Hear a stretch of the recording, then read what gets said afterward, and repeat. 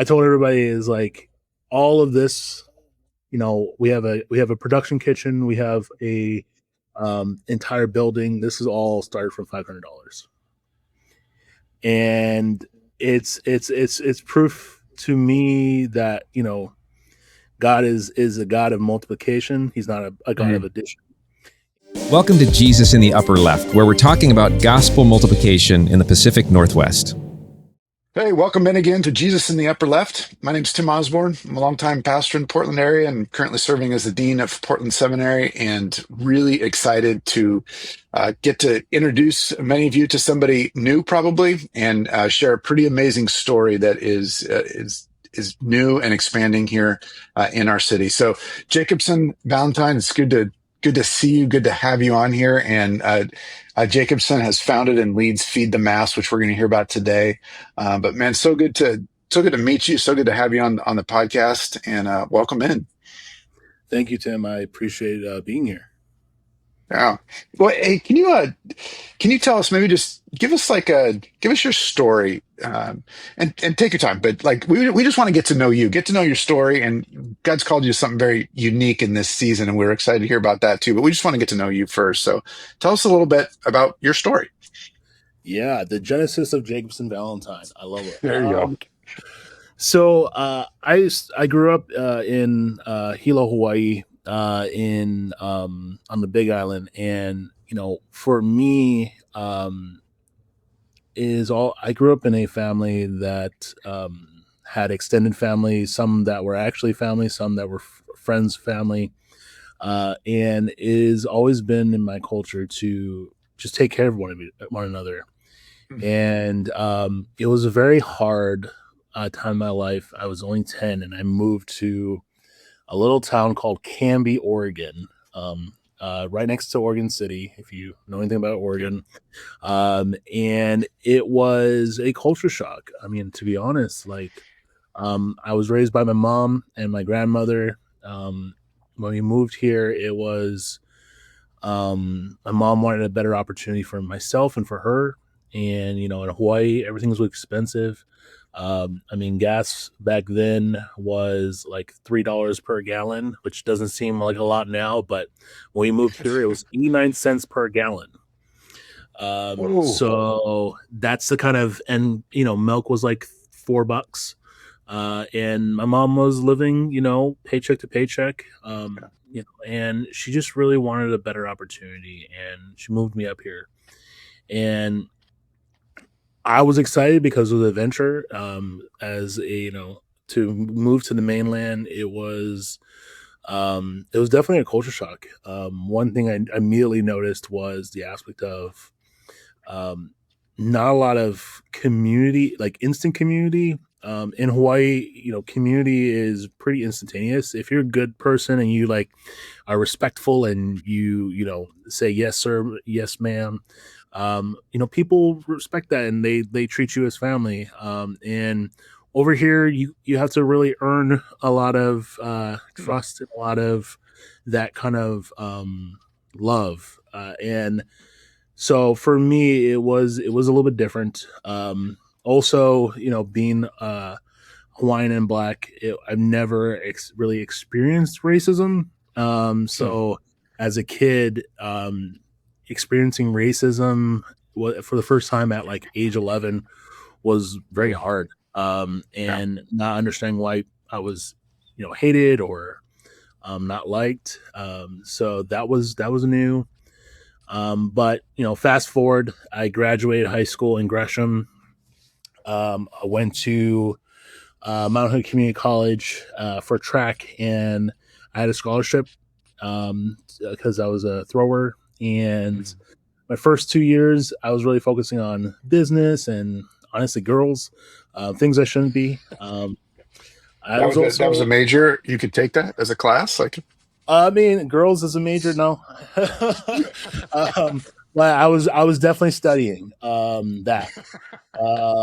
And what's crazy is in that entire time, I met my best friend at when I was 13 years old, and his dad was a pastor, and that was like, I always grew up in a Christian household, but it was the first time I actually went to like church and actually had a relationship with like the pastor itself, and mm, understanding like growing up as a honorary PK. mm, Because I mean, every week and every weekend, I was at their house, and it was like my safe haven. yeah, I didn't have a good stepfather at the time. It was very hard, and there was alcohol and marijuana involved in a lot of those situations, and it was very hard for me. mm, And so when I became an adult, I just wanted, it was my first time at freedom, really the freedom of not stressing if like one day, the lights are going to be turned off in our house, or if the police are going to, arrest my step parent.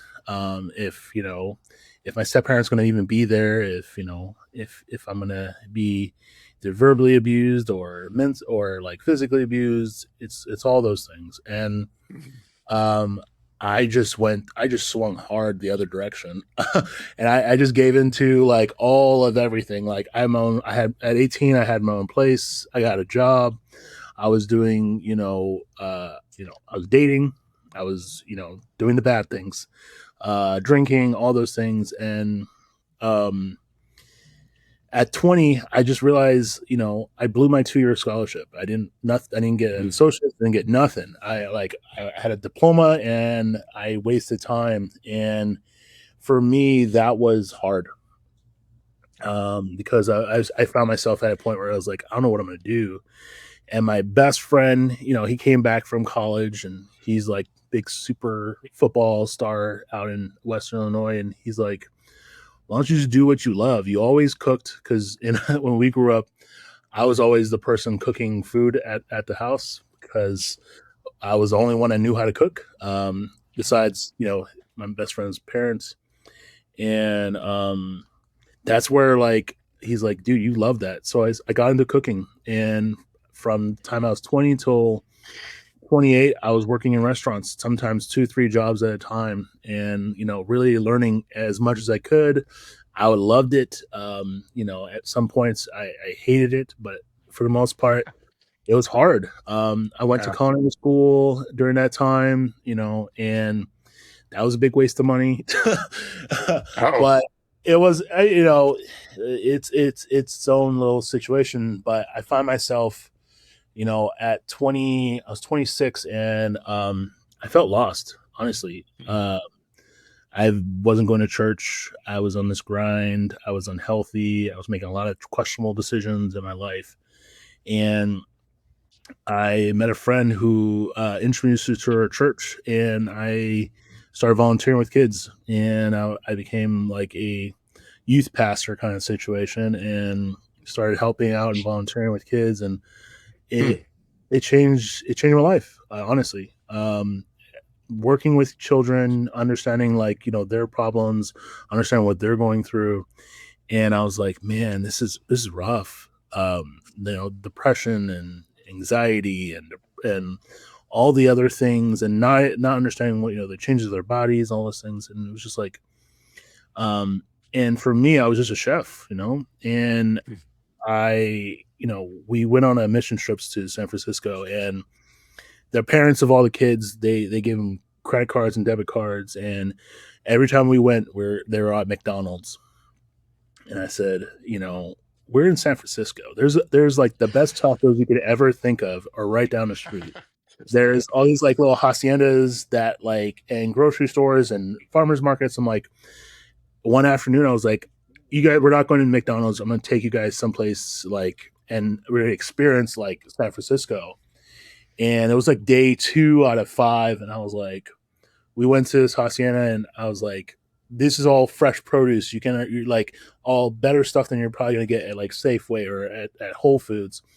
And I told him, I was like, I'm gonna show you guys a trick. And I grabbed a little like little watermelon, and I took my debit card and I cut it in half. And I showed them how to cut out and eat a watermelon with their debit card, and everybody started eating better. And I was like, wow.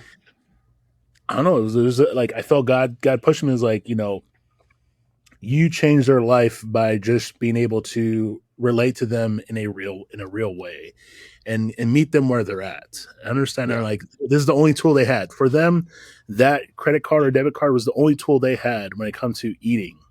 And you showed them how to, best utilize that. And the last next 3 days, it was we're going to go try out these taco places. We're going to go look at art. We're going to do like honestly, things that they weren't really interested in, but they're willing to like. I showed them something cool, and they're willing to trust me to guide them to the next thing. And after I came back on the trip, I was like, man, I want to teach kids how to cook, and I eventually said I'm going to start a nonprofit. Um, and anyone who ever says that you want to start a nonprofit, really pray about that because it's an uptaking. Um, Yeah.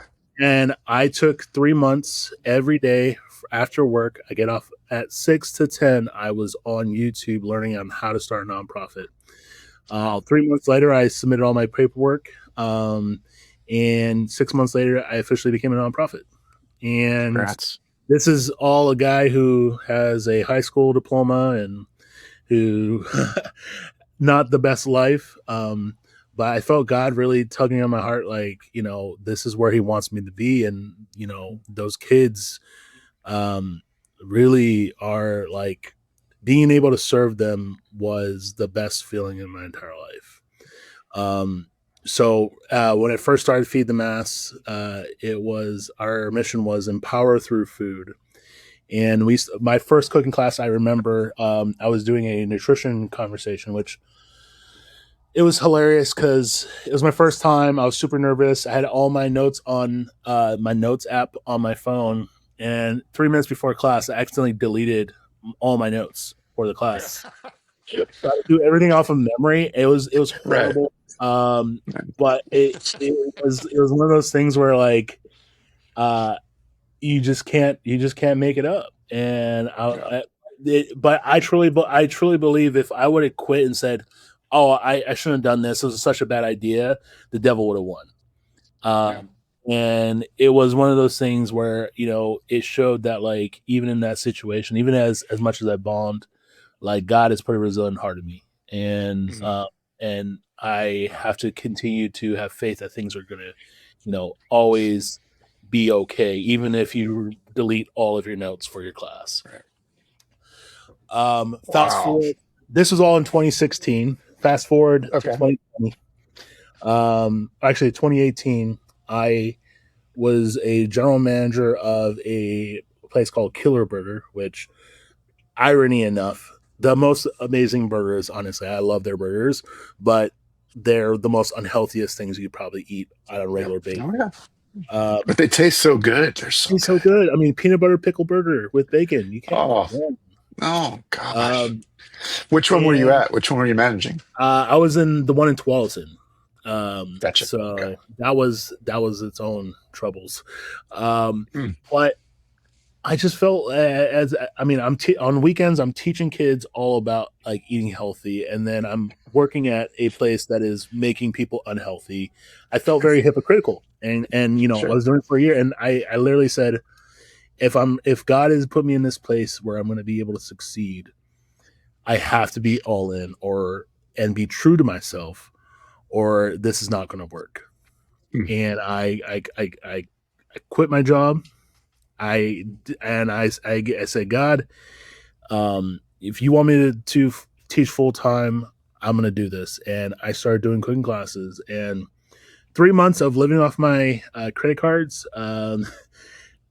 it started working. I started doing cooking classes 3 days a week. Started became my job for 2 years. 2020 rolled around. We just got a new building, a new place to teach classes.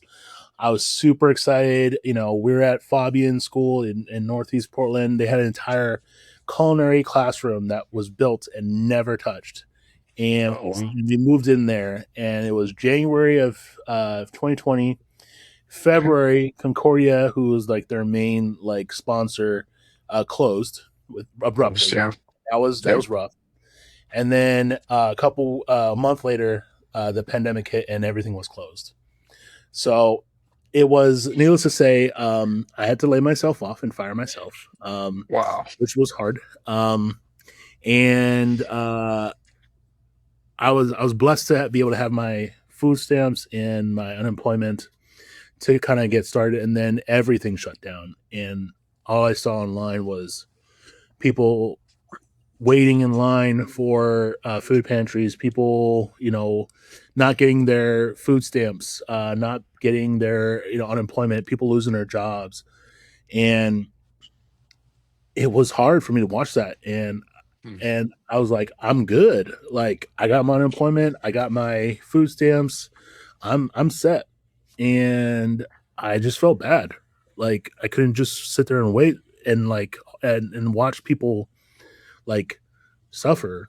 So we had $500 in Feed the Mass account, and I remember this. I was like, I'm going to go to the store and buy as much food as possible. I got some of it donated, but for the most part, $500.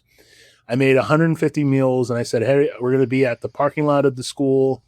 Come grab meals, drive by," and people just came lined up and grabbing meals, and then all of a sudden, people started giving, which mm. I like. This is the only reason I know this was God, because out of that $500, I got $5,000, and Oh, then I was doing it every weekend.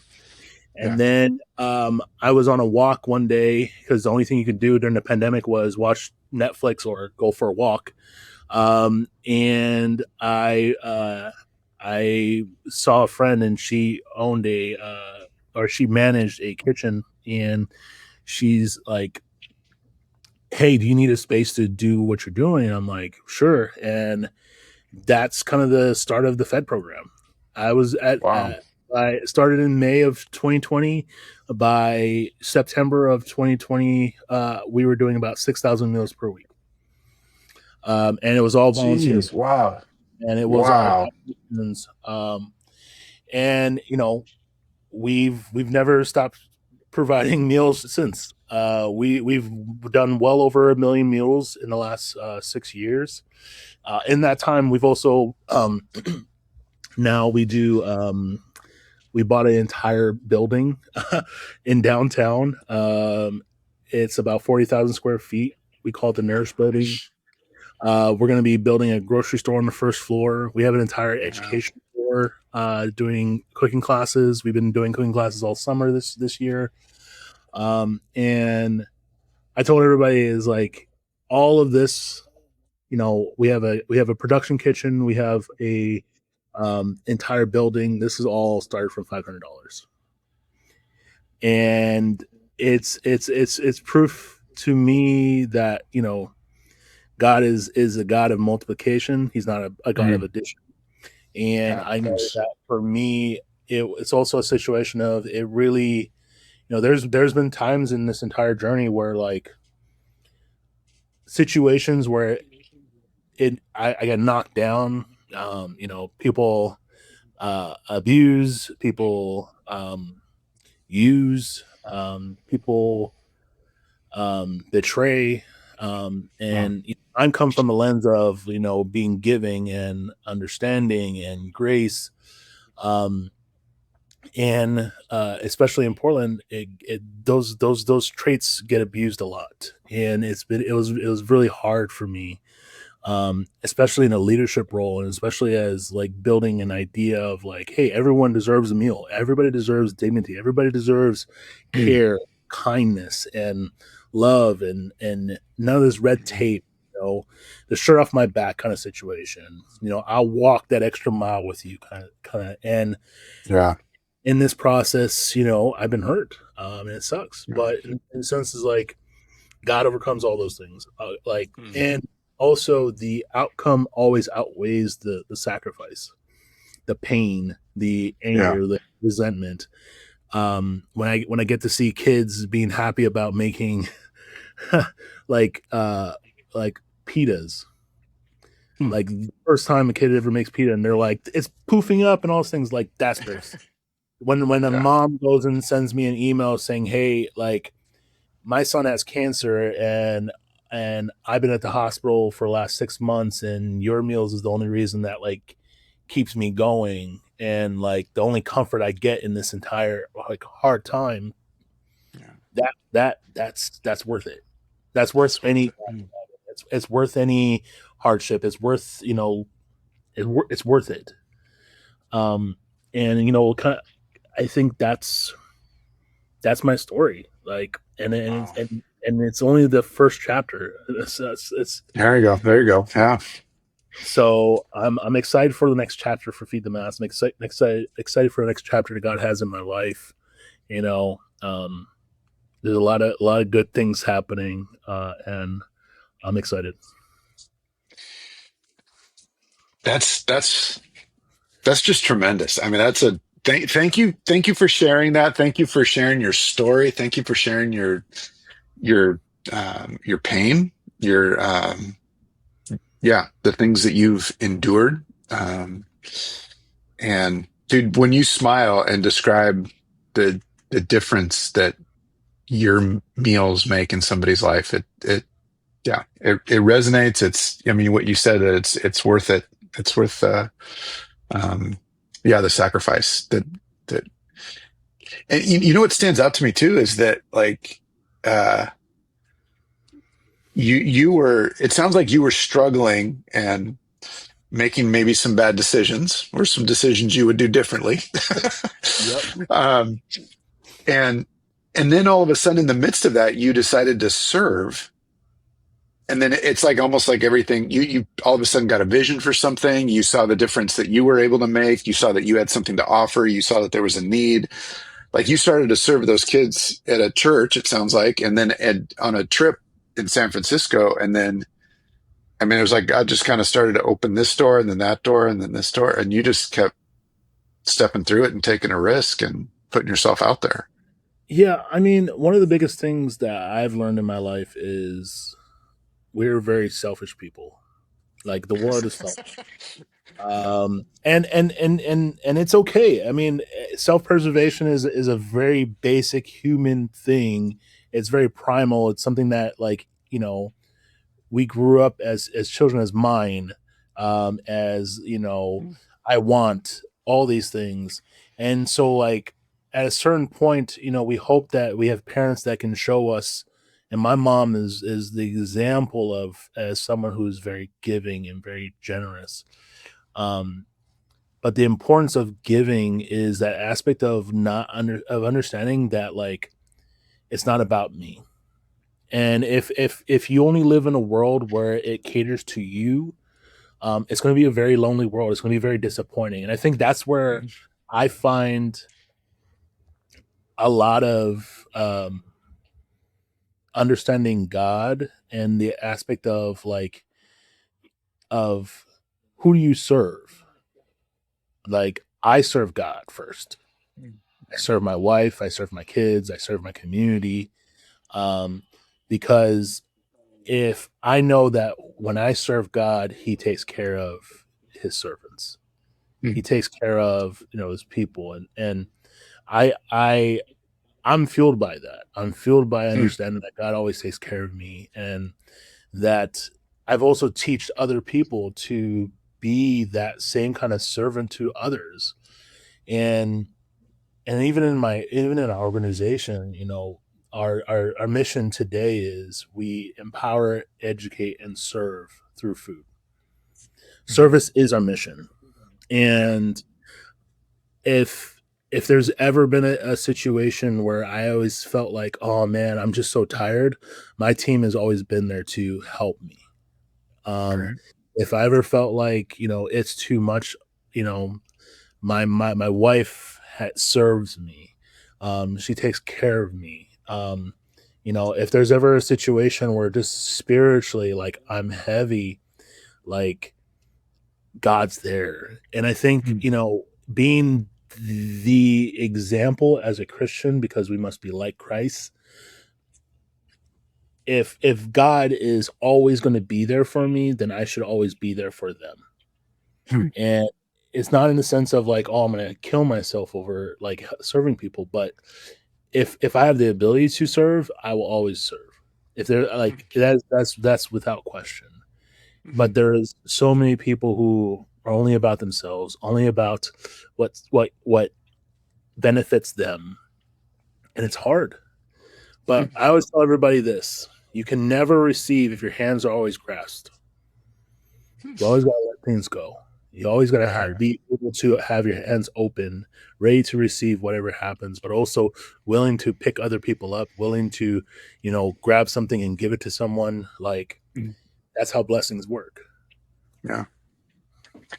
Man, that's again, I just want to say thanks for sharing what what God has done in your life. And that's such a strong, clear, inspiring example of yeah, kind of selfishness to service. Like because it sounds like, props to your mom, right? Like if she modeled that for you, if that sunk in your like bones from her serving, that you had it. And then, like many of us do, when we hit that first kind of taste of adulthood, we try some other paths.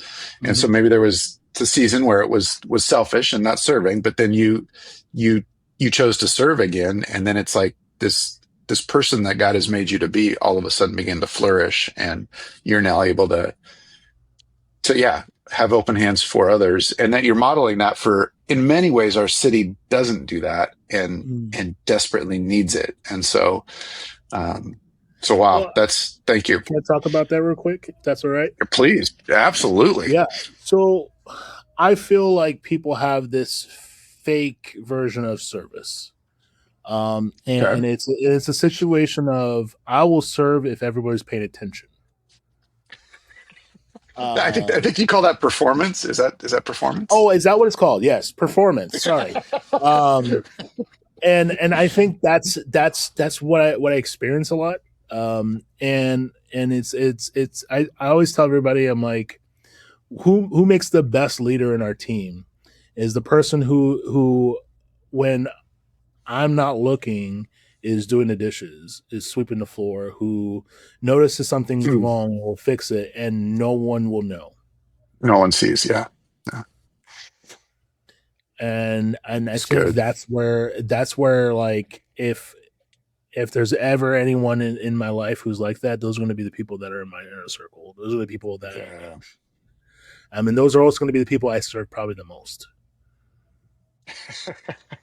Well, isn't Honestly. that like, well, because I think what resonates for me when you say that is, um, I know the difference, right? Like I know when I do something and I know someone's watching, I know that it feels different than when I do something and no one sees it, and Mm-hmm.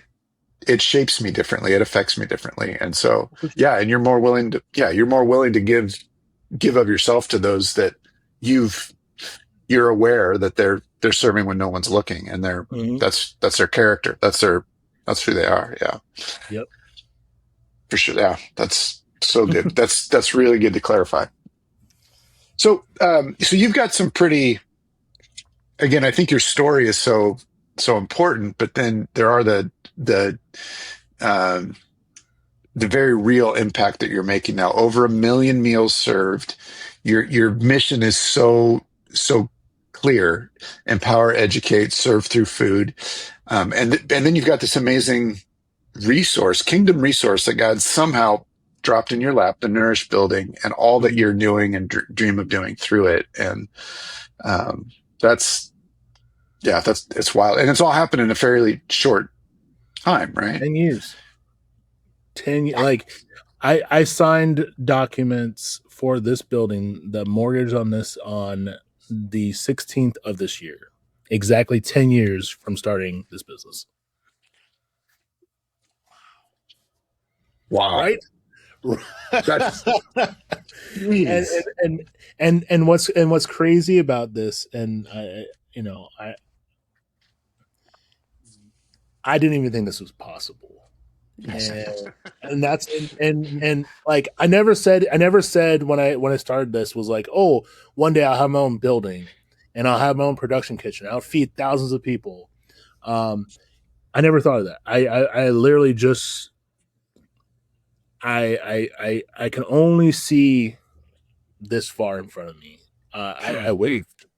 But the crazy part is, you know, they talk about it in Proverbs, like, God is my lamp, and I will go, I will follow him, and his light will guide my steps. There are times where, like, this building was my next step, and I ran into it. So, quick 10-second story. Great, great.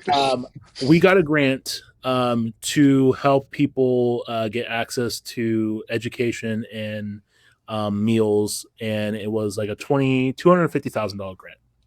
And it was like, Okay. you can go lease a building and you can do this education. I was thinking very small. I was like, oh, I'll just get like a 4,000 square foot building. We'll be there for a couple years. It'll be great, you know. And we signed a lease for this building, and it was just like such a bad situation. And I knew, like, I knew it was, a lot of it was just, I was just grasping at something that, like, honestly wasn't God. It was just more of like, I want this building and I'm going to be doing all this stuff, and I think God is the I think this is what God wants. And it was just a bad situation. And then I was like, we got to find another place. This is not it. This is not what we want to do. And we're like, and for some reason I talked to my real estate guy, because his name is Brian, super awesome dude. And he's like, I'm like, I have this grant. I'm looking for a place to lease. It's going to be for a couple of years. Like, do you know anything? And he's like, what's your budget? I'm like, about $20,000 a month is what we have budgeted for the next 2 years. And he's like, well, why don't you buy a place? And I was like, Nice. how do I buy a place? He's like, and he walked me through it. He's like, yeah, I mean, at that point you have this large amount of money, you have some stuff in reserve. Like, why don't you go buy a place, and then your mortgage will be half the amount, and you can be there for 4 years, and by then you probably pay it off. And I was Hmm. like, what? And it's one of those situations where the only reason I called him was because I just saw his name on a board, Oh, like wow. one of his flyers for his business, and I was like, Those okay, work. Okay. Good to know. yeah, why not? And I was like, well, where do we find a building that we can afford? And he's like, well, why don't you do the Black and Block? And I'm like, what do you mean the Black and Block? And he's like, I'll send you the address. It's literally a block away from our building, Okay. like a block away. And I was like, you think we can afford it? And he's like, I'll ask. He's like, and so 6 months later, from the time I talked to him to signing, we bought the building, $1.3 million. And it came with TVs, came with desks, came with tables, everything we could. We have well over $1 million worth of equipment in this building, Wow. and we signed it. If that ain't God, I don't know what it is. And they said Right, this is right, the right, right. quickest quick sell they've ever seen and ever done. And I like, if it wasn't, if I didn't know God, I would just say I'd be the luckiest man in the world. Right, right, right. Yeah. And it's and then on top of that, just, when coming into this building, I'm seeing the vision of, like, I was like, how, what am I gonna do with 40,000 square feet? And all of a sudden I'm like, I'm seeing God point me to, like, grocery store. I see God pointing me to co-working space, having places where people can gather, event space, education space, having a place for actually your administrative team to work. And you know I'm like, the math ain't mathing in my head. I'm like, that's way too much space. And Sick. now I'm at this point where I'm like, it's all coming together. Like, the grocery store is going to Yeah. be happening soon. The education classes this summer was amazing. Like, the team is flourishing in a space where they're not cramped. Like, Great. now I'm thinking this is not enough space, and There you that's go. that's less than a year in. And then, so, like, and I'm not trying to be greedy. I'm not really trying to feel like, oh, this is never going to be enough. But it's a situation of, God's opened up so many more doors because I'm faithful to the fact that, like, listening for God, that I don't know what more to really. I feel like God's only starting. Like, I Wow. felt like, oh, we made it. We bought a building. We made it. And I'm like, this is just starting. This is the Yeah. first step. And so, yeah, this is that's my short story. Sorry, I'm gonna keep it short. Yeah, that was a great 10-second story. I loved it. That was For dude. hours It, later. it, no, but it's like clearly God is just like I said, he's just opening the doors. Like you choose to walk through it, like you said, like down the block. Like I mean, that's just hilarious that you would pull a flyer and God would use that guy to help you dream of something bigger. Like that's Yeah. wild. Like you said, if you didn't, you just would think, yeah, but obviously knowing that we've got a loving father who watches over us at all times and is always with us, that luck doesn't factor into it. But it's like, yeah, luck doesn't happen to that often, that in that kind of consistency. Yeah. Right? Like It that's might be really this is the amazing. second building that we've been actually sorry, third building that we've been blessed with. Not botting, but so the first Right, one right. But yeah, the first one was when we was at the Red. The second was the Veterinary Coliseum. And then the third one, yeah, fourth, sorry, this is the fourth building. Third one was hmm, our current production kitchen, which Airbnb had a cafeteria there. They left all the equipment and they gave it all to us, including 7 months on lease. And then we had to, start our own lease. But that yeah, was this is it's becoming too obvious God's in this for me. yeah, yeah.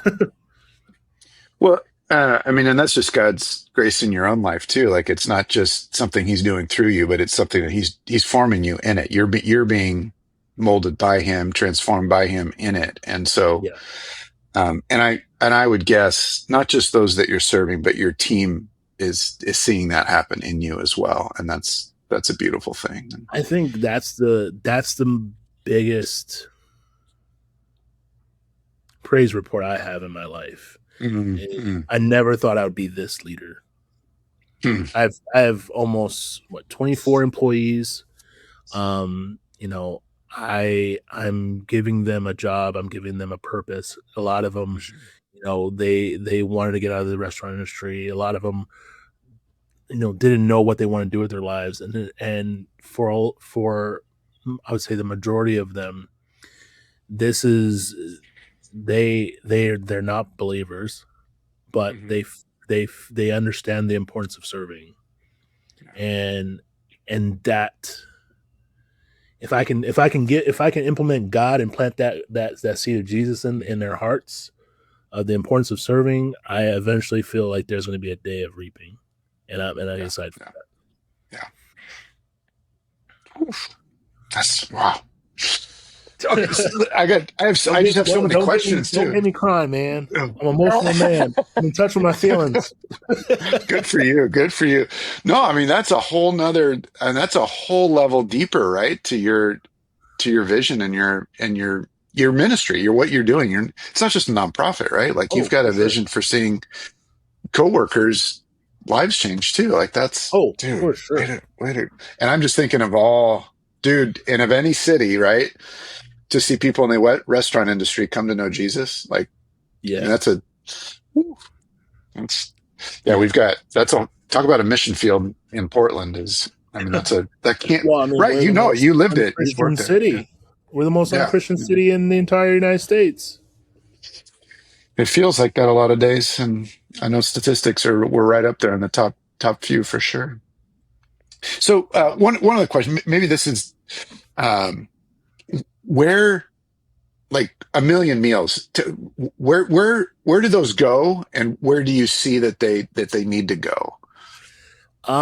Well, right now, a million of those meals went to people that were suffering from houselessness. Okay. From 2020 to about 2025, majority, I would say 95% of those went to people that are houseless. And People did that you have live like in, how was oh, that actually like dispersed? Like, where did you pick spots? Did you go through other organizations? Like, how did that work? yeah. So, learning process. The first 2 years, we're really focusing on getting drivers and they going out and dispersing in their communities. And a lot of the Okay. people that were houseless didn't get a lot of services. And then the rest of it was really working with partner agencies, and they were the distributors and we were the producers. So we produced the meals, we gave it to distributors, and they distributed it out to a lot of the houseless in the community. Now this year is the launch of our new programming year. Actually, August 1st is usually our launch of our new programming year, and our focus now is we want to divert not a lot all of it, but we want to grow in the sense of going away from individuals that are houseless to communities and families and students. We know that 1 out of 4 kids are facing food insecurity. 1 out of 6 adults are facing food insecurity, and especially if you're a person of color, that goes up.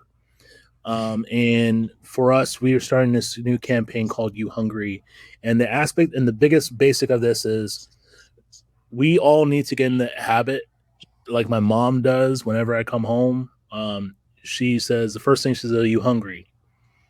So our You Hungry campaign is this aspect of everyone needs to get in the habit of making sure that people are being fed and asking the serious question of like, "You hungry?" And not only just saying, "Oh, you hungry?" I now have to now it's on me to like feed you, but the act of service is of identifying people that are hungry and then pointing them to services such as our You Hungry freezers that we're going to be placing. Our goal by the end of 2020 of our fiscal year that we're going to be doing is we're going to have 10 freezers that are going to have 100 meals in them every week that are going to, that people can go to those locations that are safe, that are secure, and they can get a meal anytime they want. And the best part is there's going to be a map. There's going to be people saying, "Hey, you hungry? Go to this location. Okay. Ask for a meal," and they're going to give it to you. And do you have to show them papers? Do you have to show them a receipt? If you roll up in a Lamborghini and you are hungry, you will get a meal. That's how we roll. Yeah, And yeah. if people have a problem with that, then there's an issue in their heart. Because if you are who is a person who is down on your luck, understand the importance of getting a meal, then you have no room to judge anyone Hmm. for for I wouldn't even say taking advantage, but saying, "Hey, actually, yeah, I am hungry, and this meal could actually help me." And it could be a situation of, and I tell everybody is like, it could be a situation of maybe they're tired of taking care of themselves, and they don't want to you know get go and spend $20 at McDonald's, which is a real number, by the way, Right. for a meal, and they just can't afford it, and they just want to be served. That's what You Hungry is for. You know, if it's a mom who honestly works 2 jobs, doing the best she can, and whether she has a partner or not, is just like need the extra mental like unload. That's what they're for. Um, Hmm. if it's just a person who just maybe just can't cook for themselves and they just don't have that ability, that's who it's for. It's not only for the people who are down on their luck, but it's also for the people who just need a peace of mind of knowing that they're going to be fed by someone. Hmm. That's what it's all about. And that's the kind of service that we want to provide. And these fridges are going to be the catalyst to, by 5 years, I see 300 freezers throughout the entire state of Oregon. By 10 years, I can see this in every major city. Like and the best part about this is it's not government run. It's not it's not only for people that are believers. It's not only for people that are people of color. Like, this is the most inclusive thing we want, and because it's the most inclusive thing that we all do, which is we eat. Yeah. And I want to make sure that everybody's fed. I want to make sure that people are never having to stress about food. And everybody's like, "Well, we have food pantries, we have soup kitchens," and I'm like, "Where's the dignity in that?" Hmm. Because if you think about it, food pantries worked 20 years ago when everybody had stoves and when everybody Mhm. knew how to cook.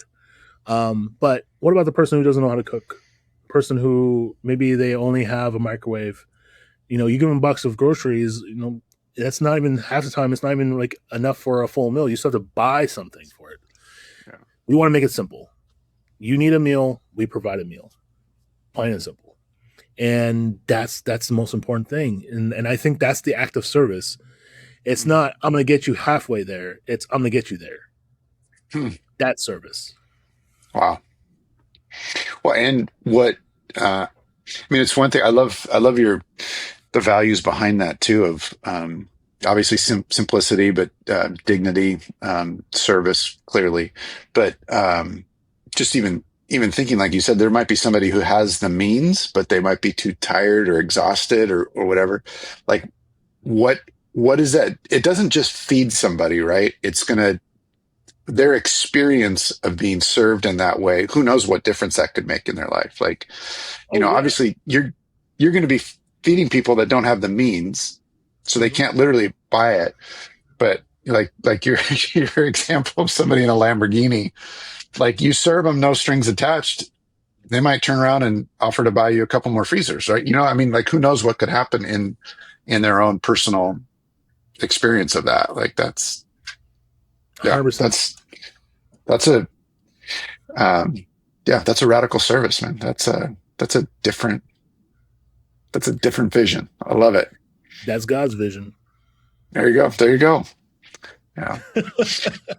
And so, um, so I'm sure there's so much more we could talk about. Maybe we'll need to do another one of these as follow. Maybe come visit and have you tour us around so we can see Yes, I your fourth building. That's not the last building. It doesn't sound like, but that you're already utilizing so well. But tell folks like how to, if they wanted to learn more or find out more or support or get involved in some way, point us to where they could go.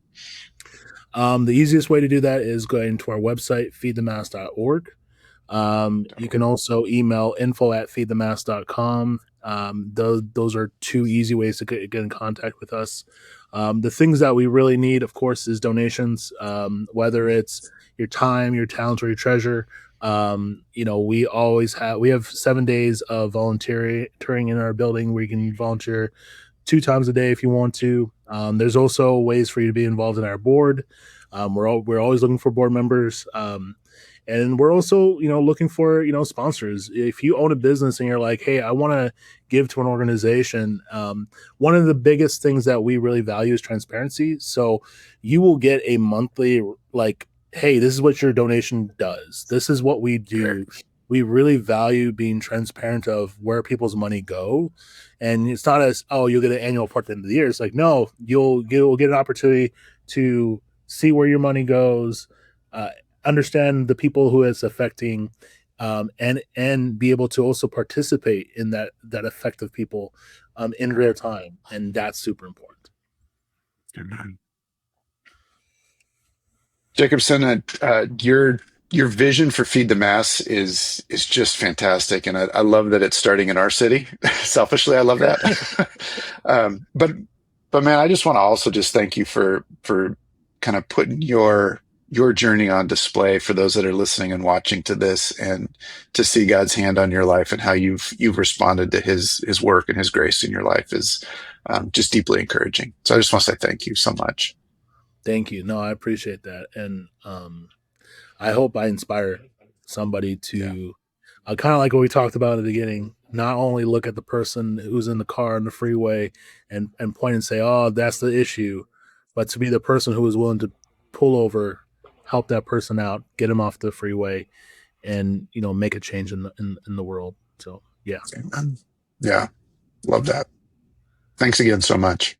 Thanks so much for joining us for this episode of Jesus in the Upper Left. We want to ask you a quick favor. Would you please subscribe so you don't miss a single episode, and share with those that are in your life that might benefit from the content. Hit the notifications button, rate and review, of course, and then head on over to upperleftshow.com where you can find bonus content, opportunities to connect with those around the city that are doing similar work as you, resources to help you, and just a way to connect to the community. We hope to see you again next time.